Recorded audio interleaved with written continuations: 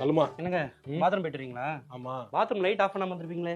ஆமா கரெக்டா. இப்படி பார்க்காம சொன்னேன். தெரியுமே, எத்தனை வருஷமா குடும்பம் நடத்துறேன். நீங்க எதை மறப்பீங்கன்னு எனக்கு தெரியாது. ஒரே மறதியா இருக்கீங்க. எத்தனை தடவை நான் உங்கள்ட்ட சொல்லியிருக்கேன் பாத்ரூம் லைட் ஆஃப் பண்ணுங்க ஆஃப் பண்ணுங்க. அப்படி என்ன உங்களுக்கு மறந்ததுன்னா உங்களுக்கு கரண்ட் பில் எவ்வளவு தெரியுமா வருது? 4000 ரூபாய் வருது. யாரு பாக்கெட்ல இருந்து அந்த காசு எடுத்து கொடுக்குறோம்? இந்த குண்டு பல்பு ஆஃப் பண்ணாம வந்ததுக்கு 4000 ரூபாய் வருது உனக்கு. ஏங்க உங்களுக்கு நான் வந்து அப்ப நல்லது 4000 ரூபாய் ஒரு பல்பு 4000 ரூபாய் ஏறுது. நீ ஏசி போடுற, மிக்ஸி போடுற, ஹேர குளிப்பாட்டு வந்து டர்ன்னு அடிச்சு அத வர நீ யூஸ் பண்ற எல்லாம் எலக்ட்ரானிக்ஸ் பொருள். ஏங்க அதெல்லாம் நான் எனக்கு பண்ணிட்டு இருக்கேனா? ஏன் சட்னி அரைச்சா நான் மட்டும் தான் திங்கறேன் அந்த வீட்ல. அந்த வீட்டை விட்டு போறேன் நானு. போறேன் நானு. ஏப்ல உனக்கு டவுட் பில் கட்டுறீங்க வாயா வாயா. இப்ப 4000 ரூபாய் ஆகட்டும் 5000 ரூபாய் ஆகட்டும் கரண்ட் பில் நான் தானே கட்ட போறேன். ஓ அப்ப நீங்க தான் அந்த சம்பாரிச்சு அந்த கரண்ட் பில்ல காசு கட்டுறீங்க. நான் அந்த வீட்டை சும்மா இருக்கேன்னு நீ குத்தி கட்டுறீங்களா? இல்ல குத்தி காட்டிட்டீங்க இல்லையா? இல்ல சொல்லிட்டீங்க. நான் என்ன எங்க அப்பாட்ட சொல்லி ஜிபே பண்ண சொல்றேன் உங்களுக்கு. வேணாம் வேணாம் விடு. நான் இருங்க எங்க அப்பா கால் பண்றேன்.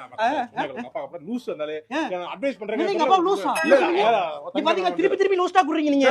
இல்ல நீங்க லூஸ் டாக் விட்டுட்டே இருக்கீங்க. வேணாமா என்ன லைட் ஆஃப் பண்ண அவ்வளவுதானே. லைட் நான் ஆஃப் பண்ணிட்டேன் இரு. லைட் பல்ப கழட்டி போடுங்க நீங்க. தேவையில்ல எனக்கு பல்பே தேவையில்ல. ஃபிளாஷ் லைட் எடுத்து பாத்ரூம் போங்க. போய்க்கிறமா. ஓகே விடு. ஒரு லைட் ஆஃப் பண்ணாமதுக்கு என்ன பேச்சு என்ன சண்டை.